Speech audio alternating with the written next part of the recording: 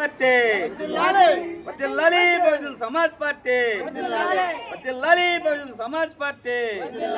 జై భీమ్, జై భీమ్, జై భీమ్.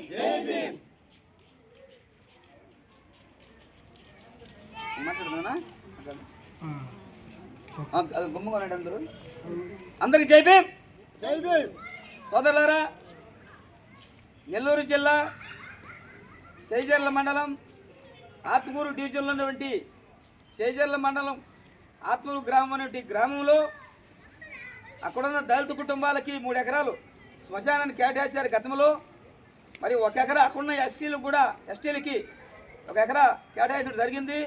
అప్పటి నుంచి వాళ్ళు ఎవరైనా చనిపోతే ఆ గ్రామంలో వాళ్ళు అక్కడ దహనగిరి చేసుకుంటున్నారు. ఇటీవల కాలంలో కొంతమంది భూస్వాములు ఆ శ్మశానాన్ని ఆక్రమిస్తున్నారు. వాళ్ళని దౌర్జన్యం చేస్తున్న వాళ్ళ మీద, వాళ్ళు ఏదన్నా అడిగితే వాళ్ళ మీద కొట్టడానికి కూడా వస్తున్నారట. వాళ్ళ బాధపడి ఆవేదనతో బహుజన్ సమాజ్ పార్టీ దగ్గరకు రావడం జరిగింది. మాకు వచ్చి సమస్య చెప్పిన వెంటనే మేము అక్కడ ఏ సమస్యలు మీరు గొడవలు పడతారని వాళ్ళకి చెప్పి అధికారుల దృష్టి తీసుకెళ్తాం మీ సమస్యలని చెప్పి గత సోమవారం మన ఆత్మూరు ఆర్టీఓ గారు మేడం గారిని కలవడం జరిగింది. మేడం గారు వెంటనే స్పందించి ఇప్పుడు కూడా ఏందా శ్మశానాలు మీరు ఆక్రమించేది, ఎవరు ఆ పని చేసేది, మీరు వెంటనే వాళ్ళు పరిష్కరించండి ఆ సమస్యని మేడం గారు ఆదేశాలు జారీ చేశారు. అయినా తూతు మంత్రకు వచ్చి సర్వే చేసిపోయారు తప్ప దానికి ఎలాంటి రికార్డుగా బౌండరింగ్ చేసి రికార్డు చేసి వాళ్ళు శ్మశానానికి ఇవ్వలేదు.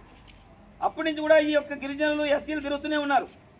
దుర్మార్గం ఏందా అంటే 76 సంవత్సరాల స్వాతంత్రం వచ్చినప్పటికి కూడా ఆదివాసులు ఎస్సీలు అనేటువంటి ఇల్లు కూడా ఇప్పుడు కూడా శ్మశాన్ని మాకు చూపించమని వాళ్ళు పోరాటాలు చేస్తున్నట్టు సిగ్గులేదా? ఎక్కడ పోతున్నాం మనం? సమాజం ఎట్టుపోతుంది? ఇంత ప్రజాస్వామ్యం అని చెప్పుకుంటున్న ఈ దేశంలో చనిపోతే కూడా మాకు పుడుచుకోవడానికి శ్మశానంగా స్థలం అంటారా స్వామిని అడిగితే కూడా స్పందన లేదే. 1000 ఎకరాలు అడగలేదు, 100 ఎకరాలు అడగలేదు.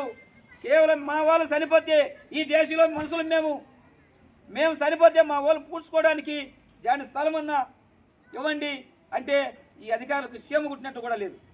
మరి ఎందుకు ఈ దేశంలో ఇలాంటి కర్మ? ఎక్కడైనా చూడండి, ఎన్ని పార్టీలు వచ్చినా ఈ ఎస్సీలకి ఎస్టీలకి మిమ్మల్ని అభివృద్ధి చేస్తున్నాం, మీకోసమే మేము ఉన్నాం, మీకోసమే మేము పుట్టాం, మీకోసమే మేము అధికారంలోకి వచ్చాం, మేము బాగా చేయడానికి అని చెప్పి కళ్ళబోలు మాటలు చెప్పి వాళ్ళు ఓట్లేపుకొని పంచాయతీ నుంచి పార్లమెంటు దాకా అమాయక ప్రజల దగ్గర ఓట్లేపుకొని వాళ్ళ సమస్యలు పరిష్కరించకుండా కాలయాపన చేస్తున్నారు. ఏ పార్టీ వచ్చినా ఒక పార్టీని ఏమనట్లేదు, అన్ని పార్టీ రాజకీయ నాయకులు కూడా కళ్ళబోలు మాటలు చెప్పి 5వ 10వ ఇచ్చి ఓటేపుకొని అధికారం వచ్చిన తర్వాత వాళ్ళ మీదే దాడులు చేస్తున్నారు. ఏ పార్టీ అధికారం వచ్చింది? 1985లో దళితుల మీద దాడులు జరిగినాయి కారంచెల్లో. 91లో మా మాలల మీద దాడులు జరిగినాయి. అయితే మా వాళ్ళు కొంతమంది సిగ్గు లేకుండా, కొంతమంది మాలో ఉన్న వాళ్ళు కొంతమంది ఈ విషయం తెలిసినా కూడా, ఇంత దుర్మార్గం తెలిసినా కూడా ఆ పార్టీలో ఉంటూ ఇప్పటికైనా స్పందించకుండా ఆ పార్టీని ఓట్లేపిస్తూ మాలో కొంతమంది లీడర్లు తయారయ్యి మా వాళ్ళని కొంతమంది తీసుకెళ్ళి ఆ పార్టీకి ఓట్లేపించి, సరే ఓట్లేపించారయ్యా పర్వాలేదు బాగానే ఉంది, సరే ఇప్పుడైనా మాట్లాడాలి కదా, మీరు ఏ పార్టీలో ఉన్నా ఏందయ్యా శ్మశానం ఆక్రమిస్తే మీ పార్టీలో మేము ఎట్లా ఉండాలి, మీ పార్టీలో మేము ఎట్లా మనం మెలగాలి, మీ పార్టీకి ఓట్లే మేము ఎట్లా ప్రజలకు వెళ్ళాలి, మాకు చిగ్గుగా ఉంది. మా దళితుల మీద, మా దళితుల భూములు, మా దళితులు కూడా శ్మశానాలు కూడా ఆక్రమిస్తుంటే మేము రేపు ఓట్లాడితే సిగ్గుగా ఉంది మాకు, మేము ఏం ముఖం పెట్టుకొని వాళ్ళ దగ్గర పోవాలని అడగచ్చు కదయా. మరి ఎందుకు అడగలేదు?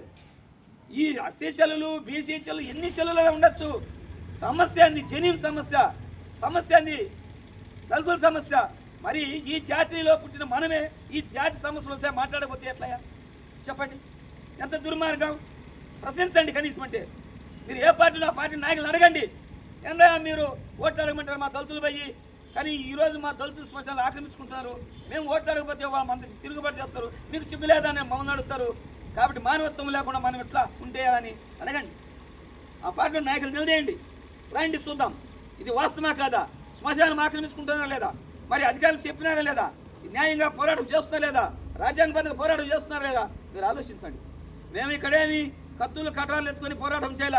భారత రాజ్యాంగం బాబాసాహెబ్ అంబేద్కర్ ఇచ్చినటువంటి మానవ హక్కుల కోసం, మౌలిక సదుపాయాల కోసం శాంతియుతంగా భారత రాజ్యాంగం ఇచ్చి ఇలువలతో కూడినటువంటి రాజ్యాంగం గౌరవిస్తూ మా నిరసన కార్యక్రమం జరుపుతున్నాం. మేము ఎందుకు జరుపుతున్నామంటే ఈ భారతదేశంలో ఏకైక పార్టీ, ఏ రాజకీయ పార్టీ అయినా ఉందంటే అది బహుజన్ సమాజ్ పార్టీ, కాశీరామ్ గారు స్థాపించిన పార్టీ ఒకటే. ఆ పార్టీనే ఈ 80% మంది ఈ బహుజనులకి, దళితులకి ఆ పార్టీ అధికారం వస్తే తప్ప మనకి ఇక్కడ న్యాయం జరగదు. ప్రజలారా దయచేసి అర్థం చేసుకోండి. 76 సంవత్సరాల కాలయాపన చేస్తూ అనేక పార్టీలకు ఓట్లేసి మోసపోతూ ఉన్నాం. ఇంకెంతకాలం ఈ మోసం ఇంకా చెల్లదని బుద్ధి చెప్పాలి.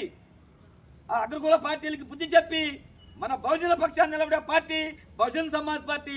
బహుజన్ సమాజ్ పార్టీకి ఓట్లేసి అధికారంలోకి మనం వస్తే మనం ఈరోజు అడుక్కునే పరిస్థితి లేదు. ఈ ఎంఆర్ఓ ఆఫీస్ చుట్టూ, ఎండిఓ ఆఫీస్ చుట్టూ, పోలీస్ చుట్టూ తిరగని అవసరం లేదు. అధికారం మన చేతిలోకి వస్తుంది. మనం అభివృద్ధి వైపు నడవచ్చు. కాబట్టి బాబాసాహెబ్ ఒకటే చెప్పాడు, అధికారం లేని జాతి అంతరించిపోతుంది. ఓ మూర్ఖ ప్రజలారా ఆలోచించండి. మీరు జ్ఞానంతో ఆలోచించండి. మీ జ్ఞానాన్ని పెంపొందించుకోండి. మీరు ఒక మానవ మనుడు కావాలంటే, ఈ దేశంలో మీరు మనుషులుగా బతకాలంటే చదువుతో పాటుగా అధికారం కావాలి. రెండు చెప్పాడు నా తండ్రి బాబాసాహెబ్ అంబేద్కర్. ఓ చదువుకున్న రాజకీయ మేధావులారా, ఇప్పుడు కానీ జాతులకి 76 సంవత్సరాలు స్వాతంత్రం వస్తే శ్మశానం కావాలని అడుక్కుంటే మనకు సిగ్గుగా లేదు. ప్రశ్నించండి సార్, మీరు ఏ పార్టీలో ఉన్నారో ప్రశ్నించండి. ఎందుకు ఇంత హీన స్థితి మన జాతిలో? మాకు అవమానం చేస్తే మీకు అవమానం కదా ఏ పార్టీ ఉన్నా. మరే నా ప్రజలు ఇంకా ఏంద్రా రోడ్ల మీద ఎంఆర్ఎఫ్స్ ముండా ధర్నాలు రాష్ట్రాలు చేస్తున్నారు. శ్మశానం స్థలం లేదాక మాకు శ్మశానం మమ్మల్ని ధర్నా రాష్ట్రాలు చేస్తున్నారు. ఇదేమి దుర్మార్గం? ఇదేమి ఈ దేశంలో మనం ఎందుకు పుట్టారా నాయన సిగ్గుగా ఉంది. మరి శ్మశానానికి ఏమన్నా అడిగేది? 6 అడుగుల స్థలం కూర్చుకోవడానికి కూడా స్థలం లేదా?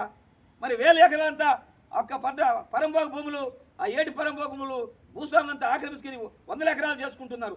కానీ చుంటు భూమి కూడా లేని అమాయక గిరిజనులు, ఆ బిడ్డలకు చుంటు భూమి కూడా వ్యవసాయ భూమి లేదు. అయినా మేము సరిపోతే పూడ్చుకోవడానికి స్థలం కావాలని పోరాటం చేస్తున్నారే, వాళ్ళ న్యాయం కాదా? మీ ఆ భూమిని ఆక్రమించుకొని శ్మశాన్ని ఆక్రమించుకుంటే దుర్మార్గాన్ని ఒడిగట్టారే, ఇది దుర్మార్గం కాదా? మరి ఈ అధికారులు ఇన్ని చట్టాలు, ఎస్సీ ఎస్టీ గిరిజనులకు చట్టాలు ఉన్నా, ఎస్సీ భూములు ఆక్రమించుకున్నా, ఎస్సీలకు దారులు అడ్డగిచ్చినా, శ్మశాన్ని ఆక్రమించుకున్నా, ఎస్సీలని నీళ్ళు కొలాలి రానికపోతే కూడా భారత రాజ్యాంగంలోని ఎస్సీ ఎస్సీ అట్రాసిటీ కేసు అమలు పరిచేయడానికి మీకు తెలియదా? మీరు ఎందుకు ఈ పని చేయలేకపోయారు? మీరు ఎందుకు ఆ గ్రామానికి వెళ్ళి మీరు అధికారులు పోయి ఎందుకు ఈ దుర్మార్గాన్ని ఎండగట్టి వాళ్ళకి న్యాయం చేయలేకపోయారు? ఇంకా మేము ఇక్కడ ధర్నా రాష్ట్రాలు చేయాలా? దయచేసి ఇప్పటికైనా అర్థం చేసుకొని వెంటనే స్పందించి వాళ్ళకి రికార్డు పరంగా ఆ ఎస్సీలకు ఉన్నటువంటి 3 ఎకరాలు శ్మశానానికి, ఆ గ్రామంలో ఉన్న గిరిజనులకి ఎకరా రికార్డు పరంగా మీరు ఇవ్వకపోతే ఇంకా పెద్ద ఎత్తున ఆందోళన చేయాల్సి వస్తుంది. రేపు సోమవారం లోపలగా మాకు ఇవ్వకపోతే రేపు సోమవారం మా బహుజన్ సమాజ్ పార్టీ ఆధ్వర్యంలో జిల్లా కమిటీ మేము కూర్చొని మాట్లాడుకొని ఈ సమస్య మీద తీవ్రతం చేస్తామని తెలియజేసుకుంటున్నాను. మానవత్వం ఇప్పటికైనా సరే, ఇప్పటికైనా ఆ యొక్క గిరిజనులకి ఎస్సీలకి శ్మశానం కేటాయించి రికార్డుగా వాళ్ళకి ఇవ్వండి. మాకు ఎలాంటి సమస్య లేదు. మేము శాంతియుతంగా చేస్తున్నాం. ఈ శాంతియుతంగా చేసే ధర్నాకి మీరందరూ వచ్చిన దానికి మీకు అందరికీ పేరున జై భీమ్ తెలుపుకుంటూ సెలవు తీసుకుంటున్నా. జై భీమ్.